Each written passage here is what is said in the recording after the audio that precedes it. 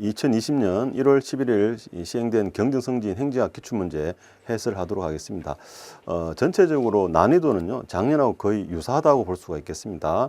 그리고 또 좀 우리 네오고시뱅크 회원님들 기준이긴 합니다만은, 예, 개인적으로 제가 이제 상위권에 좀 해당하시는 분들 이렇게 개인적으로 연락해서 이렇게 물어보니까요, 한 2개 내지 3개 정도 틀리셨다고 하시더라고요. 그 상위권 정도는 한 3개, 4개 정도로 생각하시면 되겠습니다. 그 정도면 보통 이제 우리 네오고시뱅크 진도별로 따라오신 분들 있죠. 또는 우리 최종 모의고사 같은 경우 했을 때 한 보통 2-3개 정도 틀리신 분들인데요. 이런 분들이 실전에 가셔서도 한 2개 내지 3개 정도 틀리신 걸로 나오고 있습니다. 물론 이제 결과는 나와봐야 알겠지만 하여튼 좋은 결과를 기대하고요. 자, 2020년 1월 11일 시행된 경찰 경정성진 시문제 해설을 하도록 하겠습니다.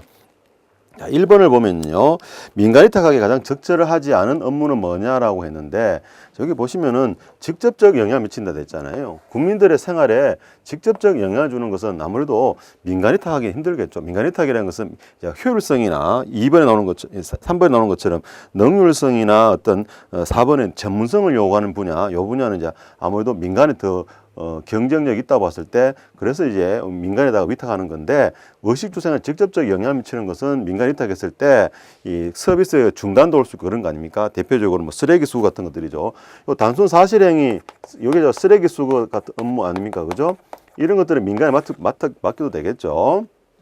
예, 그래서 돼 있고, 어떤 직접적 영향을 미친다 또는 국민들의 권리나 의무에 직접적 영향을 미치는 이런 사무에 대해서는 이 행정청이 여전히 업무를 직접 수행을 해야 되겠죠. 그죠? 그래서 답은 1번이 맞다. 이것은 민간 위탁하기에는 적절하지 않다. 이렇게 보시면 됩니다. 키워드는 요거죠. 직접적 시민들에게 직접적 영향을 주기 때문에 민간에 맡겨서는 안 된다라는 겁니다. 자, 다음 2번 문제 한번 보실까요? 이것도 뭐 자주 나오는 문제였죠. 자, 이번에 경정성진 문제 지문들이 여러분 아마 지금까지 기출문제를 보시면 아시겠지만 대부분이 출제 범위는 항상 경정에 나오는 기출문제 출제 범위는 거의 변함이 없습니다. 주제 같은 걸 말하는 겁니다. 새로운 주제는 거의 들어오지 않고 기존에 출제됐던 그 주제, 그 범위 내에서 약간씩을 변형해서 시험에 나왔다는 거, 그런 기출문제들은 거의 똑같이 나오기도 하고 그런 거죠. 그래서 여러분 앞으로 이제 2020년 정확한 시험은 이제 2021년도에 1월 달에 시험이겠습니다만은, 우리 다음 경정성진을 대비하시는 분들은 이렇게 기존에 나왔던 기출문제를 좀 정확하게 푸시고 반복 학습하셔가지고 약간씩 변형이 되더라도 이게 정확하게 풀 수 있도록 하셔야 되겠습니다. 그런데요, 이러면 누구나 다 할 수 있을 것 같죠? 근데 제가 이렇게 경정성진을 이제 오랫동안 강의하면서 느낀 건데, 실제로 이렇게 경정성진 기출문제를 100% 이해하신 분이 그렇게 많지가 않습니다. 생각보다 비율적으로 적어요. 대부분이 현지에 계시니까 이게 그렇게 쉽지 않습니다. 그래서 우리 기출이라도 제대로 하시라고 제가 여러 번 말씀을 드립니다. 자, 가장 적절한 걸 골라라고 되어 있는데 답은 일단 3번이고요. 뭐 답부터 보시면은 규제 역설이라 했는데, 이 바람직한 어떤 정치, 경제, 사회적 질서를 유지하기 위해서 국가가 규제를 가했는데, 오히려 기존의 사회 질서나 경제 질서를 혼란을 가져오는 거, 이런 거 우리가 규제 역설이라고, 역설적으로 이런 뜻이죠. 올바른 문제를 시정하려고 개입을 했는데 오히려 문제를 더욱 어렵게 하는 것, 이런 거 우리 역설을 하지 않겠습니까? 그래서 이런 거죠. 최고의 기술을 요구하는 규제를 했는데 오히려 기술 개발을 지연시키는 거, 이게 역설이란 국어적으로 역설을 의미하는 거죠. 기술 개발을 지연시키더라. 자, 왜냐면은 해설에 제가 해놨습니다만은 이거 우리 모의고사 나왔던 문제들이죠. 최선의 기술을 사용하도록 규제를 하게 되면 이 최고 또는 최선의 기술을 사용하는 그 업체들이 뭐랄까요, 하나의 진입장벽을 설정해가지고 후발주자들이 들어오지 못하게 막아버리는 거죠. 후발주자들이 들어오지 못하니까 뭐가 됩니까? 그 후발주자들이 어떤 새로운 기술을 민간에서 개발할 수 있는 유인이 떨어지는 겁니다. 그래서 유인이 생기지 않는다. 그러니 오히려 기술 개발을 지연시킨다는 거죠. 새로운 기술 개발해봐야 이전에 있던 이미 기존의 기술을 개발했던 업자들이 어떤 진입장벽을 설정하고 국가의 규제라는 진입장벽을 설정해 놓고 기득권을 유지하기 때문에 신기술 개발이 오히려 늦어진다는 거죠. 그리고 우리가 3번을 말합니다. 자, 마치 예전에 우리가 이동통지시장 같은 경우도 이 딱 진입장벽을 진입규제를 해가지고 설정해버린 바람에 그 진입장벽 내에 있는 세계 이동통신시장만 뭐 거기 안주를 하다 보니 어떻게 됐습니까? 전 세계적 흐름에 이 통신시장이 또 휴대폰 시장이 이게 뒤처졌던 거죠. 기술 개발하지 않고 그냥 렌트 시킹하고 기득권을 유지하려고 하다 보니까 오히려 기술 개발이 늦춰지지 않았습니까? 그런 것들도 우리가 규제 역설을 할 수 있습니다. 자, 여기에 많이 나온다 그래서 중요하다 그랬죠. 포지티브 규제와 네거티브 규제가 있을 때 상대적으로 네거티브 규제가 원칙 허용 예외 금지잖아요. 포지티브 규제는 원칙 금지 예외 허용이죠. 예, 그래서 오히려 자율성으로는 네거티브 규제가 훨씬 자율성이 큰 거죠. 예, 그래서 이게 반대로 설명되어 있고 규제 개혁이란 것은 규제 관리 총량적 개념의 규제 관리가 이루어지고 아니죠. 규제 완화가 먼저 이루어지고 그 다음에 이 규제 완화라는 것은 총량적인 규제를 완화하는 거죠. 그 다음에 규제 품질 관리라는 것은 개별적 규제에 대한 품질 관리, 대표적으로 뭐 규제 영향 분석 같은 것들, 그다음에 마지막으로 규제 관리라는 것은 규제 간의 정합성을 유지하는 거죠, 그죠? 규제와 규제 간에 이렇게 상충된 관계를 가질 수 있기 때문에 규제와 규제 간의 정합성을 유지하는 것을 우리가 규제 관리를 합니다. 예컨대 미세먼지 대책을 했을 때 환경부의 규제 정책과 산업통상자원부의 규제 정책은 상대적으로 다를 수 있죠. 환경부는 환경을 보호하기 위해서 좀 규제를 강화할 것이고 산업통상자원부에서는 자동차 산업이라든가 이런 어떤 업체의 입장을 대변해야 되기 때문에 규제를 완화하려고 그러겠죠. 이런 식으로 규제와 규제 간의 상충관계를 가질 때 그것을 잘 조정하는 것이 마지막 단계인 규제 관리 단계가 되겠습니다. 그 다음에 이것도 누누이 강조했던 건데 우리나라 규제개혁위원회는 국무총리 소속이 아니고 대통령 소속이죠. 역대 대통령들이 규제에 대해서 관심을 많이 가졌기 때문에 대통령 소속으로 규제개혁위원회를 설치하고 지금 운영하고 있습니다. 자, 다음 문제 보실까요? 예, 이 시장실패 정시실패는 이제 의뢰분이 박스 이제 표 있잖아, 그죠? 뭐 정부 실패와 정부의 대응 방식, 시장실패와 정부의 대응 방식에서 어떤 형태로든 가져가라고 말씀을 드렸는데.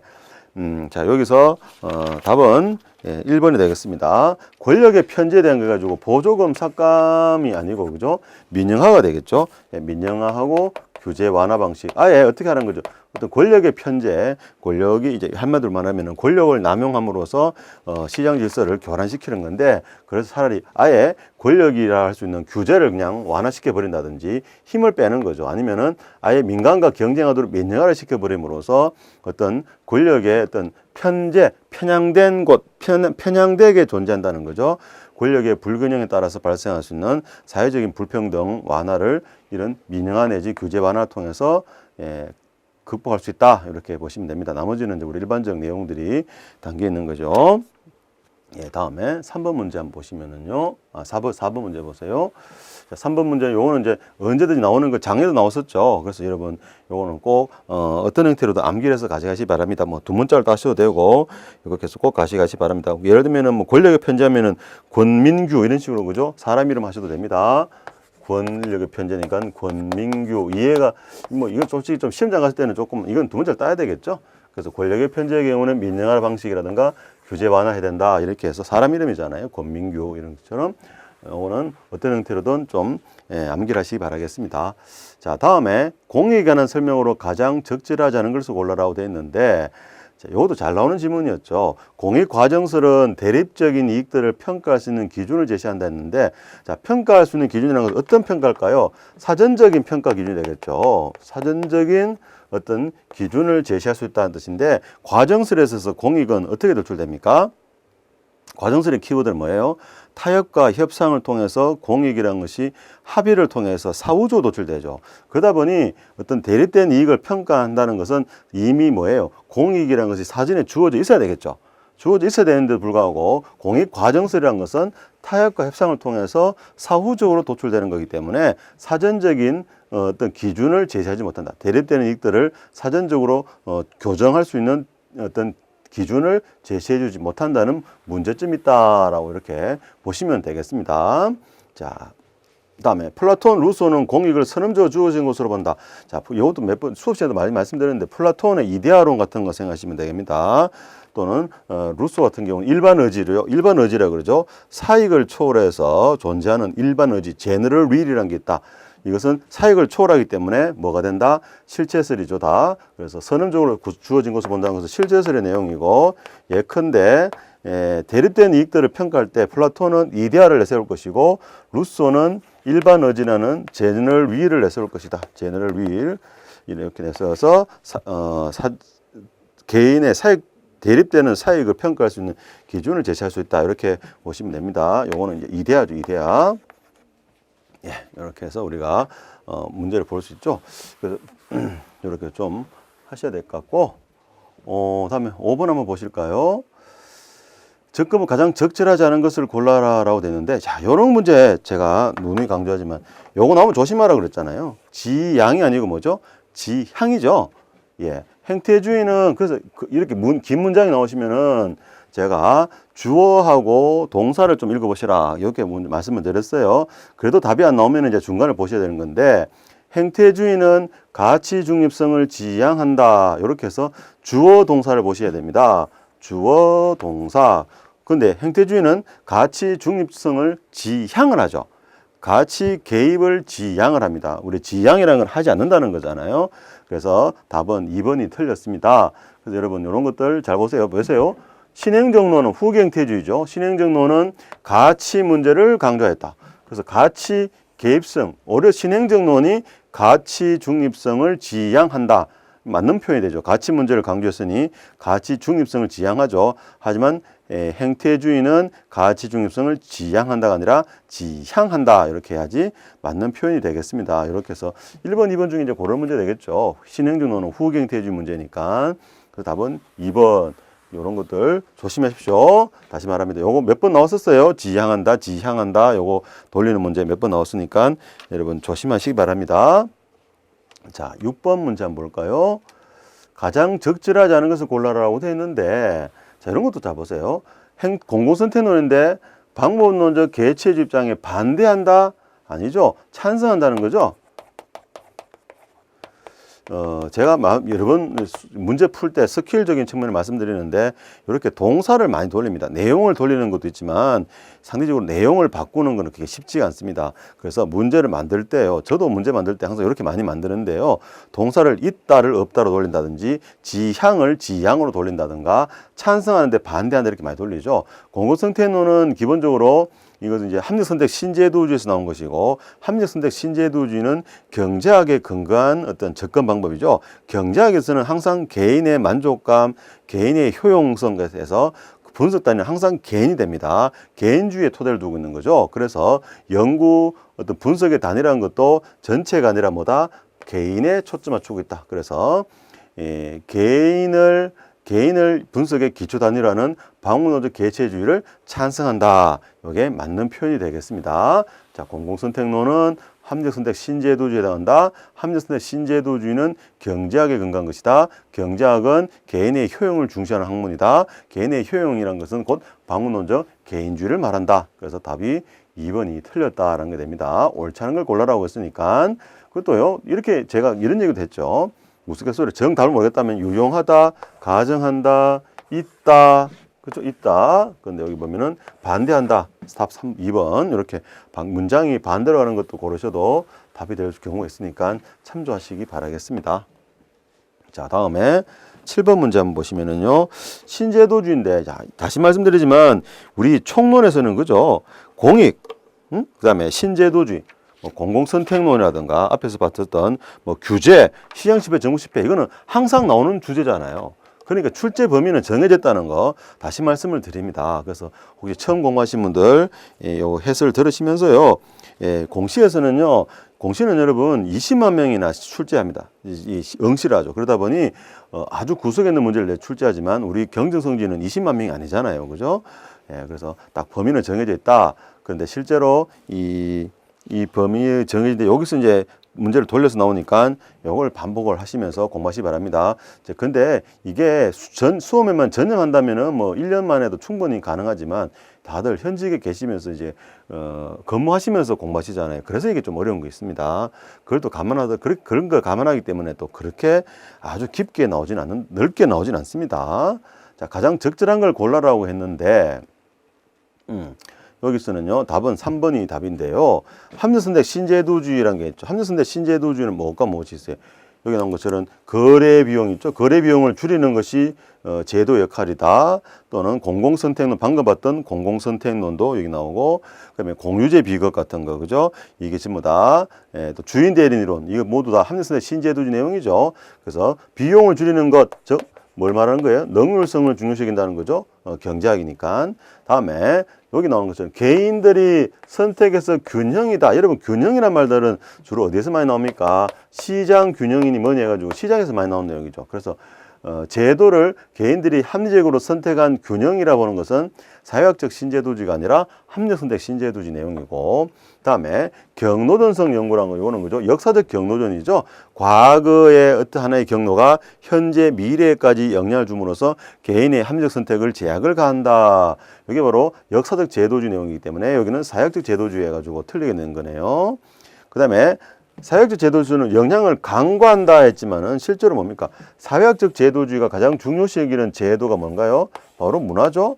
문화가 개인의 선택에 어떤 영향을 미치는가, 이런 것들 다룬 학문이 바로 사회학적 제도주의죠. 그래서 강구한 것이 아니라 중요시 여겼다는 겁니다. 실제로 사회학이라든가 이런 과목에서 가장 중요한 것 중에 하나가 바로 문화가 되겠습니다. 문화에 따라서 사람의 행태도 달라지고 사람들의 의사결정도 달라지고 그러죠. 우리가 미국 문화냐, 서양의 문화냐, 동양의 문화냐, 문화가 달라졌을 때 그 어떤 의사결정이라든가 개인의 행태가 모두 달라지는 거 생각하면은 문화가 그만큼 중요하다는 거죠. 그래서 문화가 제도 형성에 영향을 미치는 아주 중요하다는 거 맞죠. 문화가 곧 제도다 이렇게도 보는 거 아닙니까? 그래서 답은 3번이 답이 되겠다라는 겁니다. 가장 적절한 걸 골라라 돼 있죠. 요 대부분 다 기출에 나왔던 지문들이죠. 총론은 거의 대부분이 기출에 나왔던 지문들이 되겠습니다. 자, 다음 8번 문제 보시면은요. 이거는 요번에 좀 쉽게 나왔어요. 가장 적절하지 않은 골라라 했는데, 임대주택은 이게 저소득층을 위한 거 아닙니까? 그러니까 재분배 정책과 관련된 내용이 되겠죠. 임대주택은 재분배 정책과 관련된 내용이다. 자, 상징 정책 같은 것들은 어떤 국가의 명예라든가 위신 같은 거, 국민적 자긍심을 심어주는 정책이죠. 그래서 뭐 월드컵 경기 유치한다든지 올림픽 게임을 유치한다든가 또는 뭐 남대문 복원, 동대문 복원, 경복궁 복원 같은 이런 것들을 우리가 상징 정책이라고 그러죠. 임대주택은 무주택자를 위한 어떤 국가적 정책이고 사회적 약자를 위한 정책이기 때문에 이것은 재분배 정책에 해당한다. 형평성을 강조하는 재분배 정책이 바로 임대주택에 해당하겠습니다. 그래서 4번이 틀렸습니다. 이걸 틀리면 안 되죠. 이런 문제들은. 자, 다음 9번 문제 보시면은요. 이것도 쉽게 나왔어요. 공식적 참여라 했는데, 자, 제가 참여자라는 것은 공식적 참여자와 비공식적 참여자 나눠진다 했는데요. 공식적 참여자는 주로 상권 분립이라 그랬죠. 예, 상권 분립상으로 어떤 말 그대로 법률적 제도적으로 정책 과정에 참여가 보장된 사람들을 우리가 공식적 참여자라고 얘기합니다. 그러니 여기 보시면은 입법부, 행정부처, 지방정부, 대통령, 행정부죠. 그다음에 사법부. 그래 바로 3권 아닙니까? 3권이죠. 상권 분립을 전제하시면 됩니다. 공식적이란 말 속에는 상권 분립이 숨어 있다.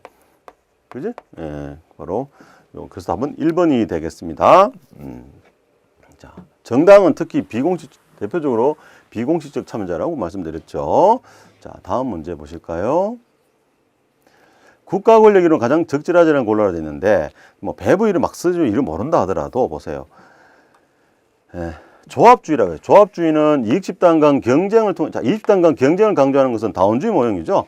조합주의는 오히려 어때요? 이익집단들의 위계적으로, 그죠? 여기 해설이 됐지만은 기능적으로, 그래서 위계적이고 비경쟁적으로 이렇게 조직화 시켜 놓은 거죠. 그래서 오히려 경쟁보다는 뭘 강조하는 거예요? 협력을 강조하는 거고, 이익집단 간, 조합주의는 이익집단 간에 국가가 주도로 해가지고 협력을 강조하는 이론이고, 이익집단 간의 경쟁을 통해서 정책이 결정된다는 것은 다원주의와 반대에 있는 조합주의와 반대 지점에 있는 다원주의가 되겠죠. 그죠? 다원주의는 국가 역할을 강조한다면은 조합주의는 국가 역할을 강조한다면은 다원주의는 국가와는 상대적으로 중립적 입장을 취하는 거잖아요. 그래서 경쟁이 아니라 협력이다. 이렇게 해야지 맞는 표현이죠. 이렇게 문장을 돌린 거 아닙니까? 이게 문장 돌리기 식으로 해가 이 문제를 만드는 거니까 여러분이 앞으로 공부를 하시면서요, 이렇게 키워드를 자주 찾아내세요. 그 각각의 지문에 키워드들이 있습니다. 그 키워드를 빨리빨리 익숙해지셔야지 시험장 가셔서 문제를 보실 때, 요걸 돌렸구나. 경쟁의 반대말인 협력을 돌려서 이렇게 시험이 낸다는 거죠. 자, 그 다음에 요거 배보주의와 막서주의 나오는데, 배보는 상대적으로 국가 역할을 좀 강조합니다. 예, 그래서 국가가 어떤 시민사회와는 달리 어떤 자율성을 가지고 있다는 건데, 이에 반해서 막서주의는요, 전방대라는 거죠. 칼막스는 여러분 생각하셔도 그러니까 않겠습니까? 정부란 것은 뭐란 거죠? 자본가 계급의 봉사수단이다. 자본가 계급의 봉사수단 또는 도구에 불과하다. 이렇게 얘기합니다. 막서가. 그러니 뭘 하라? 정부는 타도의 대상이다. 뭐 그런 거죠. 이게 막서주의의 내용 아닙니까? 그에 반해서 막서주의와 반대에 있는, 그죠? 반대에 있는, 그래서 여기 막서주의는 막서주의 정부라는 것은 자본가에서 좌지우지되기 때문에 자율성이 없어요. 자기들이 뭔가 할 수 있는 게 없어. 하지만 배보주의 입장에서는 자율성을 가져요. 자율성 가집니다. 하지만은 막서주의 입장에서는 자율성이 전혀 없다라고 얘기합니다. 오히려 막서는 정부는 타도의 대상이라는 거죠. 그리고 자본가 계급에 의해서 좌지우지되기 때문에 자율성이 없다라고 얘기합니다. 그런데 오늘날 신막서주의나 신배보주의는요, 신막서주의 또는 신배보주의에서는요, 여기는 절대적인 자율성, 여기는 아예 자율성이 없다는데, 양자 모두는 여기는 뭘 강조하냐면은, 상대적인 자율성을 강조합니다. 그래서 약간 조금씩 뭐 했다는 거죠. 이렇게 극단점에 있다가, 그죠? 이렇게 쭉 중간쯤에 왔어요. 상대적 자율성을 강조하는 걸로. 요즘에는 이론이 여기 귀결되어 있는데요. 일단 뭐 막서주의나 배보주의 뭔다 하더라도 2번은 명확하게 틀린 거니까 2번을 찍으시면 되죠. 조합주의는 이익집단 간의 협력을 강조하는 것이지 경쟁을 강조하는 것은 다운주의다. 이렇게 보시면 됩니다. 다음에 11번 문제 보시면은, 자, 이것도 우리 나왔던 문제죠. 그때는 요걸 돌렸었죠. 그죠? 4번을 돌렸는데, 이번에는 이슈 네트워크 정책 공동체. 반대로 돼 있죠?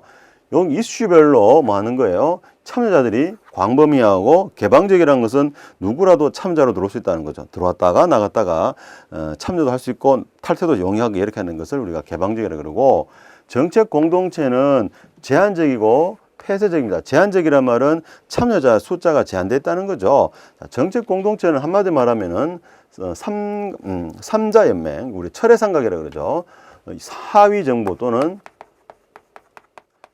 철회삼각 플러스 전문가 집단 정도가 이렇게 참가한 것을 우리가 정책 공동체라고 얘기합니다. 철회삼각에서 전문가 집단 정도가 참가한 거. 그러다 보니 상대적으로 이슈 네트워크에 비해서는 제한적입니다. 이에 반해서 이슈 네트워크에서는 이해관계자라든지 NGO라든지 다양한 시민들, 이런 사람들이 참여하기 때문에 그 참여자의 범위가 광범위하고 누구라도 진입할 수 있고 들어올 수 있고 나갈 수 있고 탈퇴할 수 있고, 그래서 이거는 우리가 개방적이라고 표현하는 겁니다.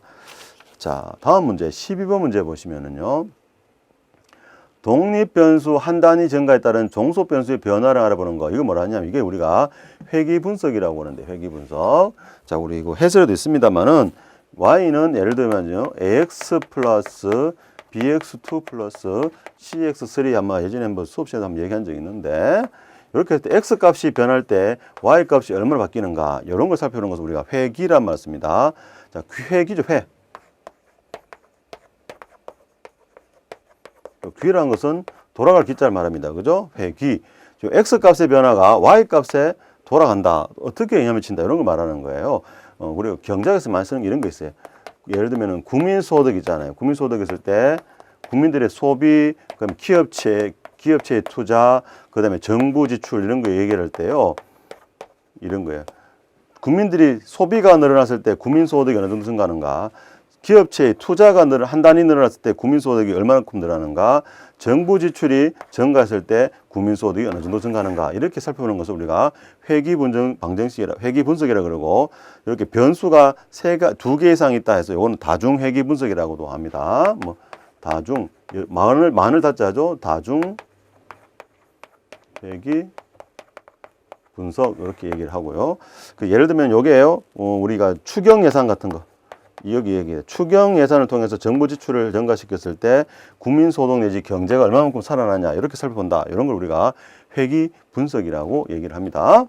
이게 독립변수고, x1, x2, x3가 독립변수고, y 값이 종속변수 되는 거죠. 독립변수는 영향을 주는 변수, 그다음에 종속 변수는 독립 변수에 의해서 영향을 받는 것 이렇게 얘기를 하죠. 예, 다음 문제 보시면은요.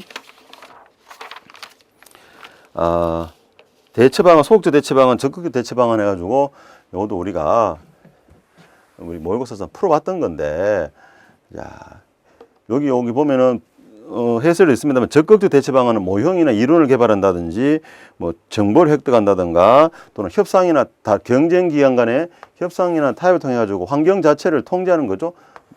그러니까 기본적으로 뭡니까? 소극이 아니고 뭡니까? 환경 자체를 불확실성 위반 환경 자체를 통제하기 위해서 나와의 경쟁 상대되는 기업체하고 직접 만나가 단판 짓고 이런 것들. 이거 적극적 행동에 나서는 거잖아요. 그러니까 요거는 적극적 대체 방안이 되겠고요. 나머지 1번, 2번, 4번 같은 경우는 어떻게 보면은 주어진 상황에서 그죠? 이미 주어진 상황을 전제해 가지고 거기서 어떻게든 뭐랄까 불확실성 극복하기 위해서 다양한 노력하는 것들. 그래서 이게는 소극적 방안이 되겠습니다. 그래서 적극적 방안은 모형의 이론 개발, 그다음에 정보를 획득한다든지 델파이를 통해서 미리 예측해 본다든지 아니면 상황 자체를 통제하는 거. 그 여기 보세요. 환경을 통제한다는 말 자체가 뭘까요? 소극과는 거리가 있겠죠. 구조적으로 맞지 않는 겁니다. 요거는 적극적인 대처 방안이 되겠다. 뭔가 행동에 나선다는 거죠. 적극적으로. 자, 다음 14번 문제. 자, 요 문제는 그냥 한 5년 전인가 6년 전에 우리 경정성지 기출문제 똑같이 나온 거죠. 나왔는데 단지 순서만 좀 돌렸을 뿐이죠. 대형 참사를 계기로 했다. 이게 키워드입니다. 대형 참사를 계기로 해가지고 이것이 하나의 어떤 트리거링 이벤트, 트리거링 디바이스, 점화 장치라 그러죠. 어떤 점화 장치 역할을 했다. 또는 격발 장치 역할을 해가지고 정책이 결정되는 거. 우리가 이거를 우연히 정책이 결정된다 해서 쓰레기통 모형이라고 얘기합니다. 그죠? 대형 참사를 계기로 한다. 우리는 이걸 쓰레기통 모형이라고 얘기합니다.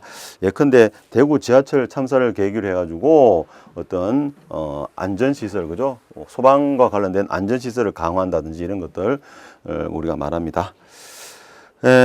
다음에 15번 문제 보시면은 내적 타당성 제한 요인을 가장 적절하게 된 것은 뭐냐라고 했는데, 자, 우리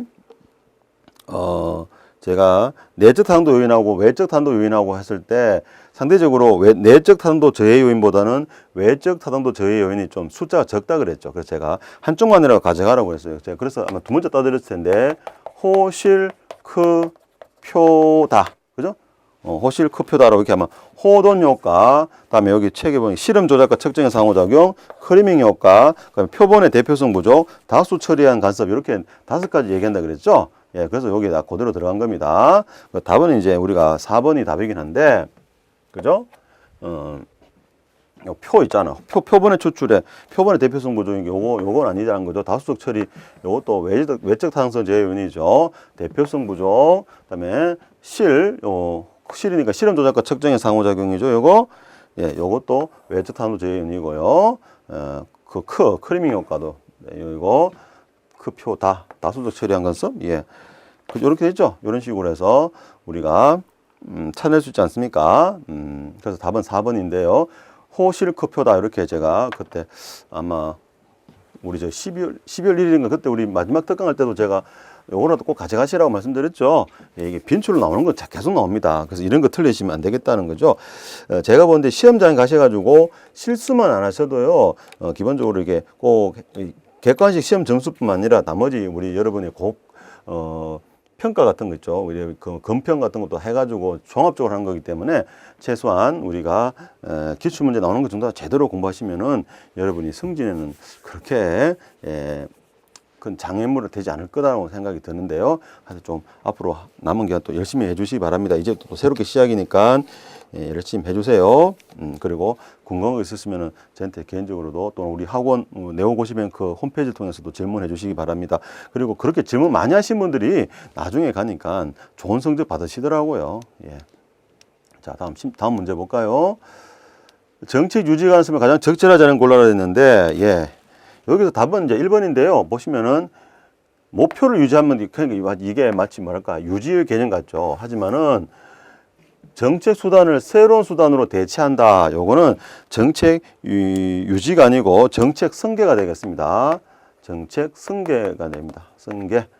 예, 그래서 그 해설에도 나오지만은 정책 유지란 것은요, 정책 유지라는 것은 유지 목표뿐만 아니라 정책 수단도 기존의 것을 유지하는 걸 말합니다. 그래서 이거를 정책 유지라고 합니다. 자, 그래서 4번에 보시면은 교육비 보조를 준다는 것 자체는 뭐예요? 수단이죠. 근데 이것을 바로 위 계층, 차상위 계층 자녀에게도 확대를 한다 했지만은 교육비 보조라는 수단은 여전히 유지하고 있죠. 이게 뭡니까? 이게 정책 유지라는 겁니다. 그런데 목표를 유지하면서 수단을 대체하는 거, 이거는 정책 승계라고 얘기를 합니다. 그래서 해설에도 보면은 정책 승계 보시면은요, 공공부문에서 직접 수행하던 청소 업무나 경비 업무를 민간 위탁으로 바꾼다. 이건 수단을 바꾸는 거잖아요. 이거는 우리가 승계라고 합니다. 정책 승계. 이거 예를 가지고 이해하셔야지 된다. 그래서 요거 1번이 답이고, 특히 제가 수업 시간에도 그렇고 우리 모의고사 때도 유지하고 승계는 어떻다? 애매하고 비슷하니까 꼭 여러 가지 관련된 지문은 꼭 가져가시라고 말씀을 드렸었습니다. 다음에 17번 문제 보시면은요, 17번 문제 신공서비스론, 이것도 전통적으로 계속 나오는 답이 바로 나오죠. 그래서 여러분 심지어 갖췄을 때 4번 지문은 이거는 아시는 지문이잖아요. 구체적 처방을 제시하지 못한다는 거, 그냥 어떤 가치만, 민주성을 지향하자, 또는 관료들은 국민을 위해서 봉사해야 된다는 초상적인 가치만은 제시하고 있을 뿐, 구체적으로 어떻게 봉사해야 되는지에 대해서 내용은 없잖아요. 그래서 구체적 처방을 제시한다는 게 아니라 구체적 처방을 제시하는 데는 미흡하다라고 이렇게 얘기하는 거죠. 예, 그래서 틀린 내용입니다. 이거는 금방 맞출 수 있어야 됩니다.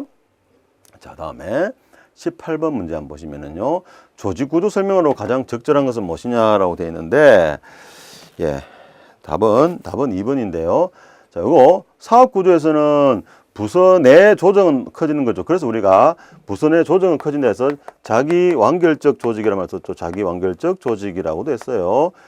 즉, 자기 완결, 하나의 조직 안에 다양한 기능들이 다 들어있기 때문에 부서 내 조정이 정지된다는 거죠. 하지만은 사업 구조끼리는 어떻게 돼요? 사업 구조끼리는 갈등이 어렵다, 조정이 어렵다는 얘기겠죠. 즉, 예를 들면은 삼성 같은 경우에 삼성자동차하고 삼성전자하고 이 조정은 쉽지 않겠죠. 하지만 삼성전자 내부에서 여러 가지 다양한 어떤 기능들은 삼성 어떤 전자 제품을 개발하기 위해서만 일사불란 움직이기 때문에 사업 내 어떤 조정 가능성은 정리될 수 있지만 사업 간에, 그죠? 사업 부서니까 사업 간에는 조정이 어렵다. 이게 그래서 1번이 틀린 내용이었고, 그 다음에 수평적 전문화라는 건 한마디로 뭡니까? 분업이잖아요. 분업이 많이 될수록 어떨까요? 업무는 단순해지는 거죠. 분업이 많이 될수록 업무는 단순해지고, 다음에 직무 충실이라고 하는데, 직무 충실이라는 거는요, 요거는 수직적 전문화를 강화하는 것이 아니고 수직 전문화를 약화시키는 거죠. 수직적 전문화라는 것은 수직적으로 분업을 많이 하는 거잖아, 이게. 그죠? 많아지면은 이 그림 보시면은 이렇게 다 요렇됐다. 요거는 수직적 전문화가 약한 거죠. 하지만 이거는 수직적 전문화가 강화됐다는 거예요. 수직적 전문화, 수직적으로 분업을 많이 한다는 겁니다. 그런데 직무 충실이라는 건 뭐예요? 그 당의 당사자의 어떤 자율성이나 책임감을 많이 심어주는 거죠. 그래서 종래에는 2개의 계층에 해당하는 이거를 어떻게 하는 거예요? 한 사람이 담당하도록, 그죠? 한 사람이 담당함으로써 원래는 2개 계층을 해야 되는데 한 사람이 담당합니다. 그 말은 2개 계층이 해야 될 책임감이나 어떤 자율성 같은 거, 권한을 더 많이 가지는 거죠. 그래서 직무 충실한 것은 수직적 전문화는 오히려 약화시키고 칸을 수직적인 어떤 분업, 칸을 줄여준다는 것이 되겠습니다. 그래서 강화가 아니라 약화라는 표현을 쓴 거고, 답은 일단 2번 맞는데 그걸 맺고요. 그 다음에 4번의 매트릭스 구조는 수평적 팀제는 아니죠. 매트릭스 구조, 그리고 매트릭스 구조 자체가요, 기본적으로 사업 구조와 그 다음에 기능 구조와 사업 구조의 결합이 매트릭스 구조 아닙니까? 그런데 기능 구조는 어떻게 됐어요? 예를 들면 외국 대사관에 있는 거죠. 주미 한국 대사관 같은 거, 대사관 같은 것들이 대표적으로 매트릭스 구조라 그랬죠. 그러면 여기 대사관 기능 자체는 뭡니까? 이게 수직적 구조 아닙니까? 수직적 구조인데 팀제란 건 뭐예요? 수평적이네요. 그러니까 전혀 다른 거네요. 그죠? 다릅니다. 유사하지 않습니다. 그래서 좀 뜬금없지만은 여기는 수평적 구조지만 매트릭스 구조는 기본적으로 수직적 구조인 기능 구조를 전제로 하기 때문에 양자는 유사하지 않고 다르다. 이렇게 푸시면 되겠습니다. 자, 다음 19번 문제를 보실게요. 자, 갈등 관리. 예. 우리 경정 시험이 좋아하는 주제 중에 하나가 바로 갈등 관리가 되겠죠. 갈등 관리는 뭐 거의 매년에 출제되고 있기 때문에 가져가셔야 되는데, 가장 적절한 거라고 했었습니다. 그래서 요 답은 이제 2번인데요. 요 2번 지금 아주 잘 나왔었죠. 예, 우리 많이 나왔었어요. 신속하게 될 때, 인기가 없을 때는 어떻게 해요? 아무도 안 하려고 그러겠죠. 그러니까 어떻게 될까요? 경쟁을 시켜야 되겠죠. 경쟁시켜가지고, 야, 이거 하면은 성과급 줄게, 승진시켜 줄게. 이러면 어떨까요? 인기 없는 거라도 하겠죠. 예, 그래서 경쟁을 시키는 거란 말이에요. 자, 다음에 협동을 하게 되면은, 협동했을 때는 뭘까요? 기본적으로 윈윈이죠, 윈윈. 그래서 성자만 있겠죠. 윈윈. 성자, 패자 없다가 아니라 성자는 있습니다. 그 다음에 또 양보하고 하는 거. 이거니까 요거는 협동이 아니라 기본적으로 타협에 대한 설명이죠. 전체적 내용은 타협에 대한 설명이 되겠습니다. 타협을 하기 때문에, 그죠? 서로 양보를 하게 되는 거고, 그러다 보니 뭐 적당한 선에서 타협을 하잖아. 우리가 보통은 적당한 선에서 타협한다는 말 많이 쓰죠. 그러니까 적당한 선이다 보니 그 말 자체가 뭐예요? 성자도 없고 패자도 없다. 그렇다는 거죠. 뭐 내가 뭐 이건 것 같지도 않고 진 것 같지도 않고 뭐 이런 거죠. 그다음에 무산에 빠질 때 타협을 하면 어떻게 될까요? 더 많은 조직이 무산에 빠지겠죠. 현재 상황에서 타협하고 그러니까. 그래서 이 경우에는 오히려 경쟁을 시켜야지 갈등을 해소할 수 있고, 또 하위 목표보다는 어떻게 할까요? 상위 목표를 제시함으로써 갈등 해소하는 거죠. 예컨대 우리가 대북 정책과 관련해 가지고 국방부하고 외교부가 서로 싸운다 칩시다. 그럼 어떻게 될까요? 예, 바로 대통령, 청와대가 제시하는 어떤 목표, 그죠? 그거를 제시함으로써 아무래도 상급 기관이니까 이 상위 목표를 제시함으로써 이제 어쩔 수 없죠. 국방부 장관이나 외교부 장관은 결국은 대통령이 임명권자이기 때문에 임명권자 말을 들어야 되겠죠. 그래서 하위 목표가 아니라 상위 목표를 강조해야 된다. 이것도 우리 자주 나오는 질문들이었습니다. 혹시 공부를 좀 하시는데 불구하고 이게 왜 자주 나오는 질문이지라고 생각하시는 분들은 아직 기출문제 조금은 푸시는 게 좀 부족했다라고 생각이 됩니다. 그래서 여러분 문제를 좀 더 기출 문제를 더 많이 푸시고요. 이렇게 해주시기 바라겠습니다. 예. 그리고 자, 또 다음 문제 한번 볼까요? 리더십 이론을 설명으로 가장 적절하지 않은 걸로 했는데요. 답은 이제 4번인데 이 허시와 블렌차드가 아니고요. 하우스 에반스의 경로 목표 이론이에요. 하우스 에반스의 경로 목표 이론이 되겠습니다. 하우스 에반스인데 그래서 예를 들면 이런 거예요. 하우스가 집이잖아요. 집을 구매하는 걸 목표로 한다. 그죠? 이렇게 해도 됩니다. 하우스와 허시의 블렌차드가 아니라 하우스와 에반스의 경로 표현이 되어 있고 부하의 성숙도는 맞는 말이죠. 예, 이렇게 해서 문제를 푸시면 되겠네요. 간단한 겁니다. 예. 자, 그 다음에 보시면은요. 권력 병폐 현상인데, 예, 요거. 답은 이제 4번이긴 한데 1번에 법문 용례라고 하게 되면 어떨까요? 이게 문서를 취하는 거고 또는 법규 중심으로 하는 거죠. 그러다 보니까 오히려 경직성이 야기될 수 있어요. 그래서 쇄신과 발전에 수용적이 아니라 저항을 하겠죠. 그리고 또는 관료나 환경의 변화에 제대로 대응하지 못합니다. 이거 우리가 법문 용례라고 합니다. 법규 중심주의, 문서주의 그런 거 말하는 거죠. 모든 것을 문서로 하려고 그러고 법률만을 강조하는 것 현상을 말합니다.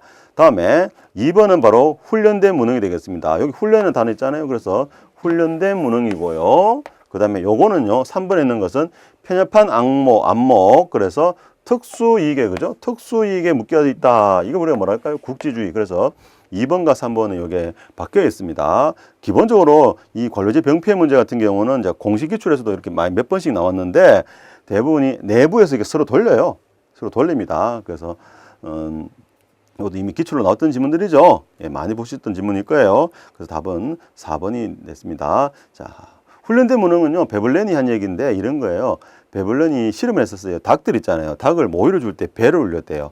그러니까 닭들이 이제 모이 주는 줄 알고 몰려들더란 거죠. 그래서 닭을 이제 아주 통통하게 토실토실하게 키워놓고 나중에 잡아먹으려고 또 배를 울렸대. 그러니까 닭들이 모이 주는 줄 알고 막 몰려들더란 거죠. 예, 그게 바로 훈련된 무능이랍니다. 자기가 죽는 줄 모르고 몰려들더란 거예요. 그래서 그런 것들을 말하는데 어떤 하나의 분야에만 하고 다른 걸 잘 하지 못하는 거 이런 걸 말하기도 합니다.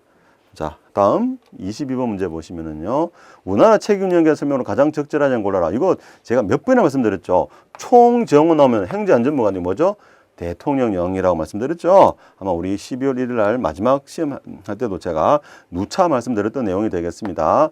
나머지는 뭐 특히 맞지만은 요게 핵심이죠. 대통령령이다. 아주 자주 나오는 지문입니다. 이런 것도 틀리시면 안 되겠습니다. 자, 다음에 23번 문제 한번 보시면은요. 1번 질문 요거 조금 중요하기도 하다고, 그리고 제가 또 모의고사도 몇 번 냈었고 또 조금 이해하기 약간 어렵다 해가지고 제가 개인적으로 몇 번씩 이렇게 카톡 오고 하면은 제가 설명을 드렸던 질문들인데요. 거래 비용이 높아지면 되는데 이런 거죠. 조직 내부에서 이루어지는 비용, 내부 조정 비용이라 그래요. 조정 비용입니다. 요거는 조직 내부에서 이루어지는 거예요. 위계 조직 내부에서 이루어지는 것이고, 그 다음에 바깥에서 그죠. 뭐 찾는 거, 이거 우리가 거래 비용이라 그래요.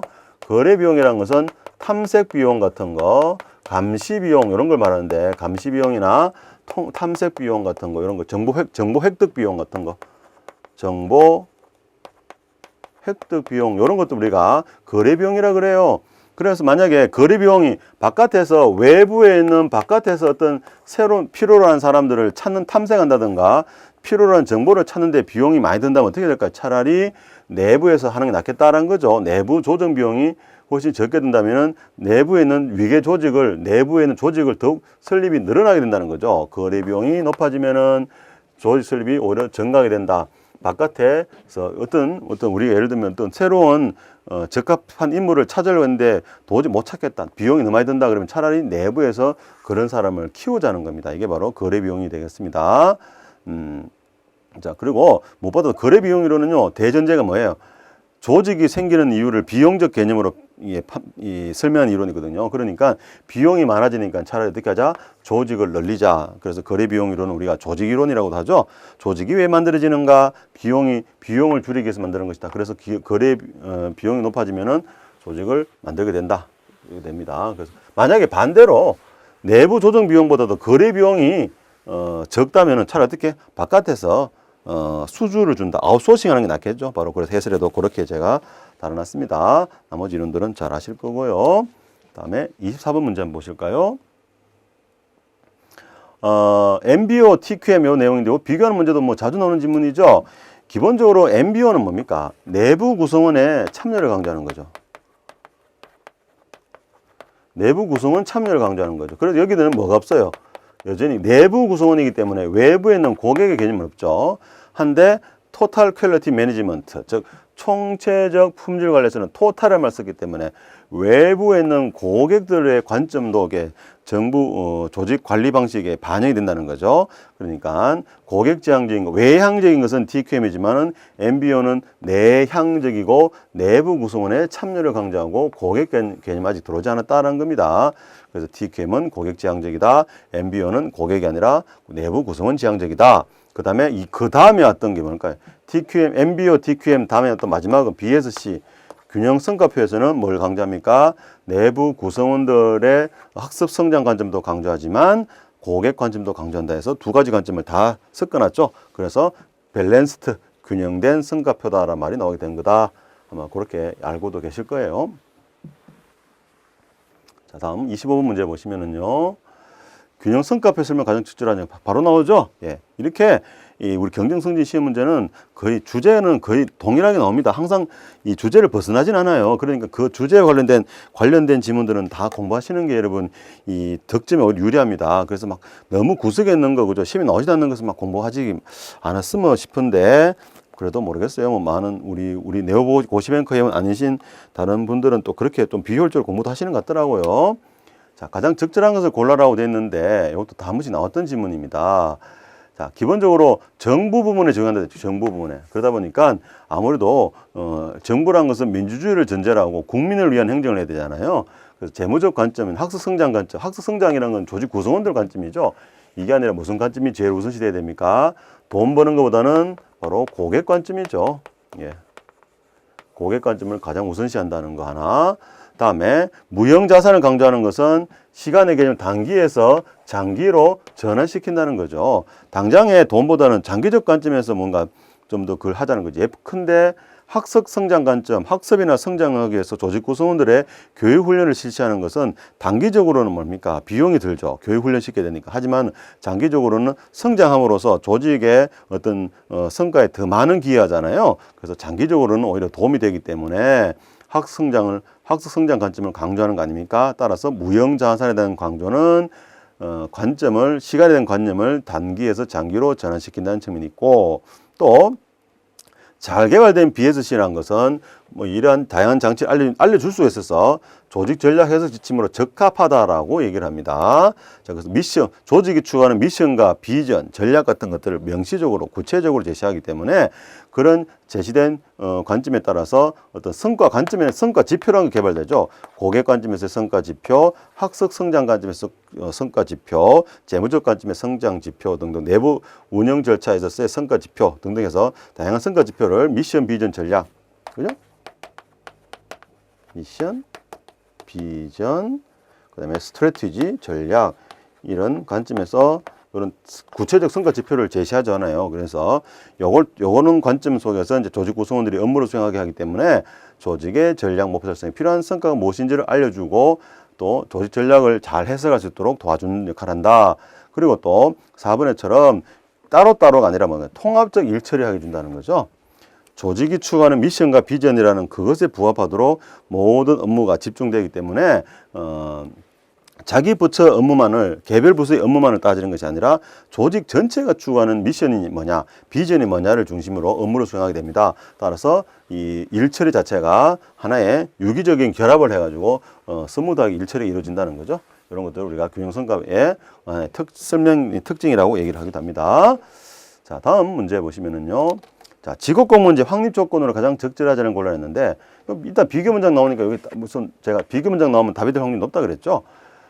직업공무원이라는 것은 젊은 사람을 공직에 채용해가지고 평생을 근무하게 하는 거 아닙니까? 그러니까 젊은 사람의 더 중요시 여기는 거죠. 그러면 직무 경험 있는 사람, 한마디로 우리가 경력자라 그러죠. 예, 경력자들은 주로 어떻게 임명됩니까? 개방형으로 임명이 많이 되죠. 하지만 직업공무원제는요, 폐쇄형을 취하죠. 그래서 답은 1번이 틀렸습니다. 즉, 현재의 능력보다는 장래의 발전 가능성을 더 중요시 여기죠. 직업공무원제에서는. 왜냐하면 평생을 근무해야 되기 때문에 그래서 젊은 사람을 더 중요시 여깁니다. 근데 우리 요즘 많이 깨지긴 했죠. 왜냐면은 요즘에는 정년이 없어졌잖아요. 채용 시기가 사라졌죠. 예전 같은 거면 하더라도 뭐 35살, 30살 이렇게 나이 제한이 있었는데 지금 나이 제한도 없잖아요. 그죠? 예, 그런 거 됩니다. 그래서 답 1번은 그렇게 쉽죠. 그거는 쉽게 풀 수 있고, 다음에 27번 보시면은요. 요 쉽게 나왔죠. 이번 인사행정 문제는. 예를 들면은 공무원 개인의 능력이나 자격, 개개인. 그러니까 이거는 퍼슨 오리엔티드잖아요. 그래서 이거는 계급제 내용이죠.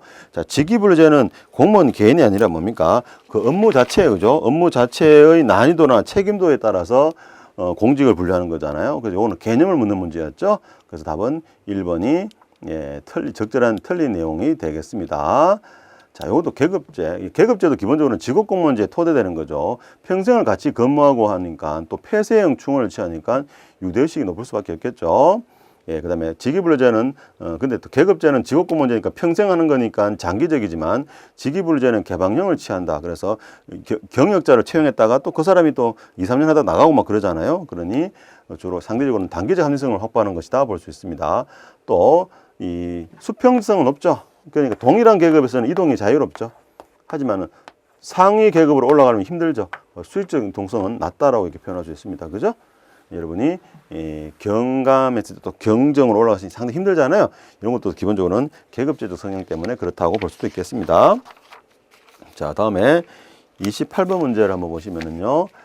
개방형 직위에 대한 설명으로 가장 적절하지 않은 것은 이라 되어 있는데, 예, 개방형 직위란 것은 외부에 있는 전문가들을 데려오는 거잖아요. 그죠? 그러다 보니까 여기 나와 있는 일반 행정과 육성하는 데 유리하다, 효과적이다. 요거는 폐쇄형에 대한 내용이 되겠죠. 그래서 이거 틀린 내용이 되겠다. 우리가 직업공무원제 그러면은 폐쇄형 임용이다. 그 다음에 계급제, 그 다음에 신분보장, 일반행정가주의 이렇게 얘기하잖아요. 그래서 개방형과는 아니죠. 틀린 내용이 되겠습니다. 개방형은 아니고 폐쇄형의 경우에 일반행정가주를 취한다. 이렇게 해서 바로 가시면 되겠죠. 이거는 뭐 우리 키워드를 찾으시면 바로 문제를 풀실 수 있습니다. 자, 다음에 29번 문제를 한번 보시죠. 인사청문회 제도 해가지고 요거 우리가 근래 공시에 나왔던 거였죠. 그래서 아마 바로 공시 문제에서 나온 것 같은데, 인사청문회는 원칙적으로 인사청문 특별위원회에서 실시를 하죠. 그 다음에 공개가 원칙이죠. 비공개가 비공개가 이제 그 다음이고, 위원회 의결로 비공개는 가능합니다만은 원칙적으로는 공개를 해야 되겠죠. 아무래도 인사청문회 그 자체가 뭡니까? 국민들이 어떤 인물들이 이제 우리 고위공직에 오느냐, 이거를 이제 국민들이 직접 봐야 되니까 공개가 원칙이 되지 않겠습니까? 그 다음에 3번에 보시면은 이 국정원장, 경찰청장, 검찰총장 이런 분들은 뭡니까? 인사청문특별위원회가 아니고 그 각 소속 상임위원회에서 하는 거죠. 예를 들면 법무부 장관이라면 법사위에서 한다든지, 경찰청장이면 행자위, 그죠? 여기서 하는 거죠. 이런 식으로 당의 상임위원회에서 하는 겁니다. 그래서 인사청문특별위원회는 국회 승인을 요하는 것, 또 헌법에 규정되어 있거나 국회 임명 동의를 요하는 경우에는 예컨대 국무총리 같은 경우죠. 이런 경우는 인사청문위원회에서 특별위원회에서 이렇게 하게 되는 겁니다. 예, 이런 분들이죠. 이런 분들은 헌법재판관, 중앙선관위위원 이런 분들은 이제 국회 선출하는 거니까 인사청문특별위원회에서 실시하게 되어 있습니다. 예, 30번 문제 보시면은요. 건평으로 쓰면 가장 적절하지 않은 걸 골라야 했는데, 자, 여기, 요거 보세요. 고정관념, 선입견, 그죠? 또 편견, 이런 거니까, 논리적 오류가 아니고 뭡니까? 이거는 말 그대로, 고정관념에 의한 오류, 선입견에 의한 오류, 선입견에 의한 오류, 상동 오차라고도 하는 거죠. 예, 그 답은 2번이 틀린 내용이 되겠습니다. 이것도 뭐 간단한 문제입니다. 다음 31번 문제 보시면은, 공직 부패 유형에 대한 설명으로 가장 적절하지 않은 것은 무엇이냐라고 했는데, 자, 여기 보시면은 생계형 부패, 흑색 부패, 백색 부패, 회색 부패 이렇게 나온 거는 부패 영향이고, 이 부패 원인이 그냥 생계를 유지하게 한 거냐 아니면은 권력형 부패냐 이렇게 나눠지죠. 그래서 전혀 다른 분류인데, 생계형 부패, 흑색 부패를 생계형 부패 유형이다 이렇게 집어넣은 것 자체가 유형에 맞지 않는 거죠. 그래서 이게 틀린 내용이 되겠습니다. 여기 보시면은 여기 제도화된 부패라는 의미는 뭘까요? 일상적으로 만연화되어 있다. 이게 바로 제도화되어 있다는 거죠. 자, 그 다음에 백색 부패란 것은 선의의 부패했으니까 하얀 거짓말처럼 선의의 부패 또는 용인할 수 있는 관례화된 부패, 이게 바로 백색 부패죠. 회색 부패인데 왜 회색 부패를 했을까요? 일부는 집단을 처벌을 원합니다. 흑색이라 생각하지만 다른 집단은 처벌을 원하지 않는다. 이건 백색이죠. 그러니까 흑색이고 요거는 백색 아닙니까? 처벌을 원하지 않는다니까 합치면 뭐가 돼요? 흑과 백을 섞으면은 회색이 나오죠? 예, 이렇게 해서 답은 답이 아니라 4번이 맞는 질문이 되는 거죠. 이렇게 국어적으로 다 풀릴 수가 있습니다. 예, 다음 문제 보시죠. 32번인데 가장 적절한 걸로 알았는데, 예산안은 국회 의결되면 바로 되죠. 공부 절차 거칠 필요 없고, 예산도 법률 개표로 불가능하고 법률로도 예산을 변경할 수 없습니다. 그죠? 서로 영향 못 미치는 거고요. 3번은 맞는 질문이고, 자, 4번은 예산안은 예산 결산 특별위 심사가 아니라 본회의의 의결을 거쳐야 되죠. 예, 그래서 이게 4번 틀렸고, 예산이 국회 의결로 성립하는데요. 자, 요것만 뭐 좀 질문 많이 하시는 것 같더라고. 그래서 정부 수입과 지출의 권한 거면 별도 법률로 규정이 돼야 됩니다. 예컨대 이제 우리가 정부 지출을 하면 대표적인 것이 이제 지출 있잖아요. 지출할 때는요. 예를 들면 이거에 보수를 공무원들에게 보수 지급하는 것도 정부가 지출하는 거죠. 이때 예산에서 국회에서 의결이 됐다 해가지고 예산이 통과됐다 해가지고 뭐 그냥 줄 수 있는 게 아니고 돈을 지불할 때는 반드시 법률적인 법 규정이 있어야 됩니다. 법 규정에 근거해가지고 보수를 지급하는 거죠. 정부의 모든 활동은 기본적으로 법령에 근거되지 않습니까? 왜요? 법치주의잖아요. 그죠? 예, 그래서 그러면 이거는 예를 들면 공무원들에게 보수를 지급해 주려면은 제가 공무원 예컨대 보수 규정, 이런 규정이 있단 말이에요. 이런 규정에 근거해가지고, 지출을 해야 됩니다. 또는 수입 권한, 예를 들면 세금을 부과하고 이런 것들, 세법이라든가 이런 등등 해서 반드시 법률의 규정이 있어야 되는 거죠. 그래서 예산 통과는 별개로 돈을 지출할 때는 반드시 법적 근거하에서 지출해야 됩니다. 왜냐? 법치주의니까 우리가 기본적으로 법치행정을 강조하잖아요. 모든 공무원의 행위, 정부의 모든 활동은 반드시 법률에 근거를 둬야 된다. 법률 유보의 원칙 생각하시면은 이게 당연한 거 아닙니까? 그래서 다음 3번이 맞는 말이 되겠습니다. 그다음에 질문을 좀 많이 하셔가지고 이게 무슨 말입니까? 아니 그냥 법률 유보의 원칙 아닙니까? 모든 국가 행위는 반드시 법률이 있어야 되지 않나요? 이렇게 저희가 설명 드린 적도 있어요. 33번은 보시면은요, 국가정법상 해가지고, 자, 첫째, 이거 제도 나왔었죠. 대통령 영향에 반드시 법률로 하라고 말씀을 드렸고요. 그다음에 제가 옛날 강의 때도 예, 특별회계하고 기금하고 가장 큰 차이죠. 특별회계는 특정한 사업이고 특정한 자금은 뭐라고 그랬어요? 기금이라고 그랬죠. 기금이라는 말 자체가 펀드니까. 그죠? 그래서 2번은 기금에 대한 설명이고 조세 수입은 일반 회계가 조세 수입이 주로 세입을 하는 거죠. 그래서 답은 4번이 되겠습니다. 잉여금 일반에 전입시킬 때 이거 전입금, 전출금이라고 그러죠. 예.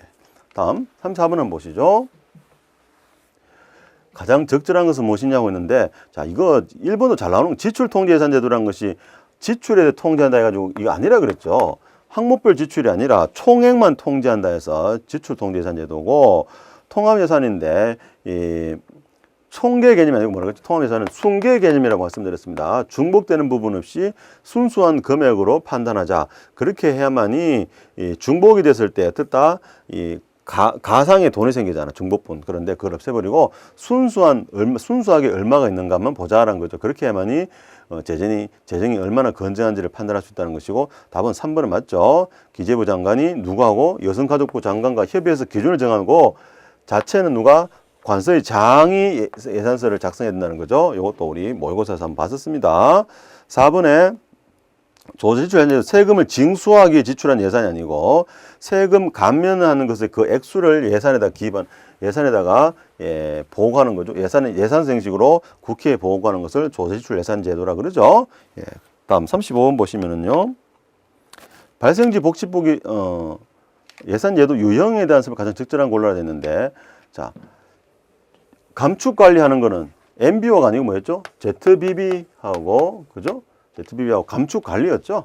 ZBB와 감축 관리 ZBB 또는 요거 ZBB 말하죠. 감축 관리하는 것은 감축 관리 제도는 영기준 예산제도에서 ZBB 말한 것이지 MBO는 아니었고, 그다음에 여기 보시면 요거 반대로 됐죠. 이것도 자주 나오는 질문이었는데, 계획예산제도는 장기적인 예산 편성, 그러니까 장기적인 계획에 따라서 예산하는 거 계획예산이죠. 그다음에 예산의 제약 조건을 먼저 고려하자. 그럼 감축을 하려고 그런 거죠. 왜? 그러니까 요거는 영기준 예산제도 이렇게 해서 반대로 설명되어 있는 거 아닙니까? 영기준 예산제도는 어떻게든 예산 제약 조건을 고려해가지고 예산을 어떻게든 당장 불가피한 지출을 억제하려고 했던 거죠.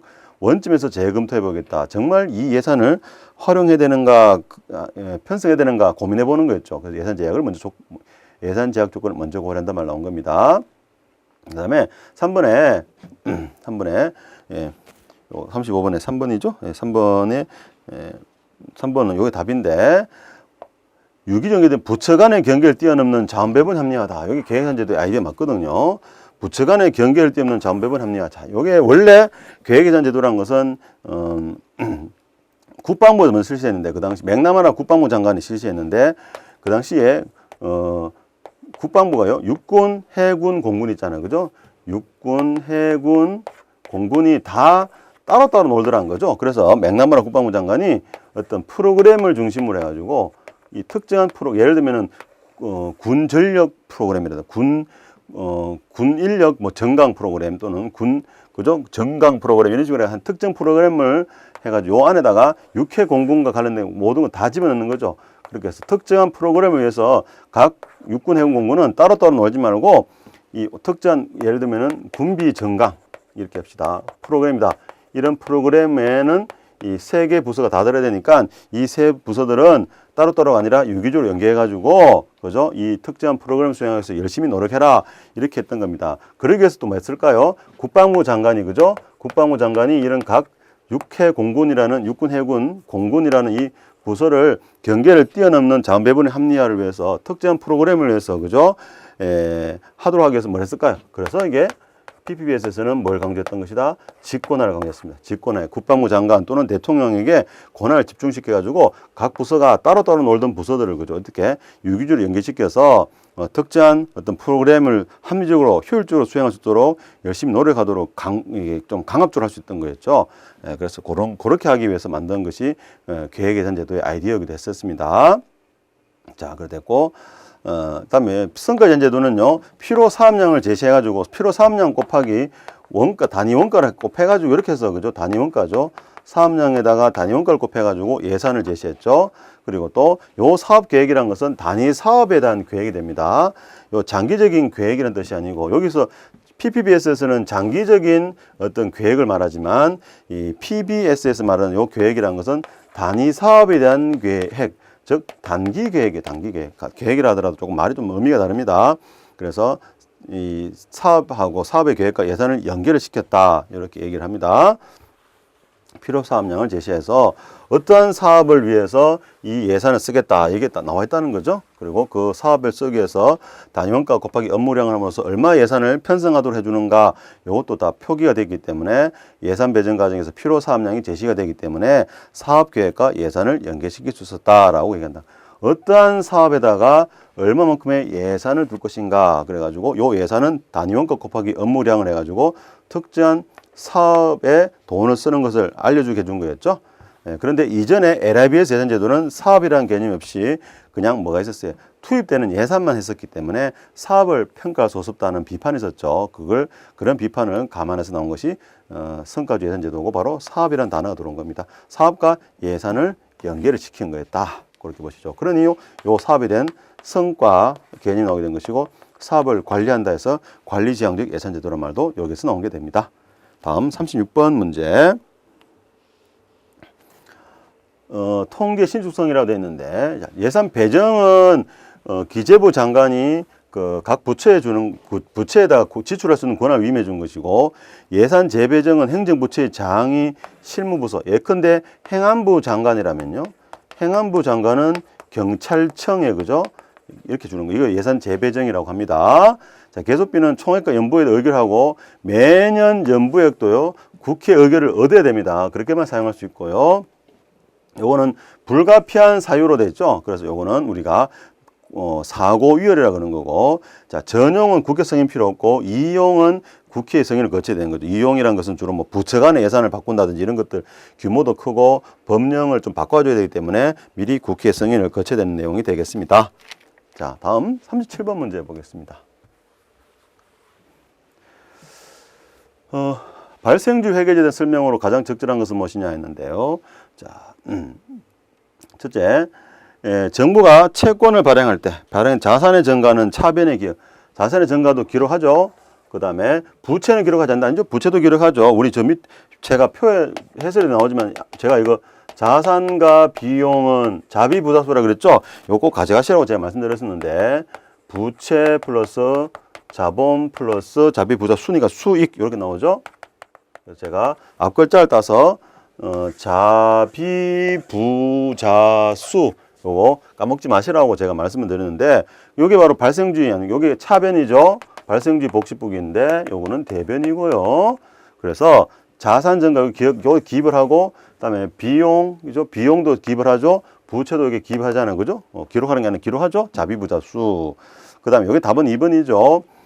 원가 산정이 가능하게 준다. 산출물에 대한 원가 산정, 특히 뭐 감가상각 같은 거 모두 고려해 보기 때문에 진정한 원가 산정이 가능하다. 그래서 각 분권화된 조직의 자율성과 책임성을 부여해주다.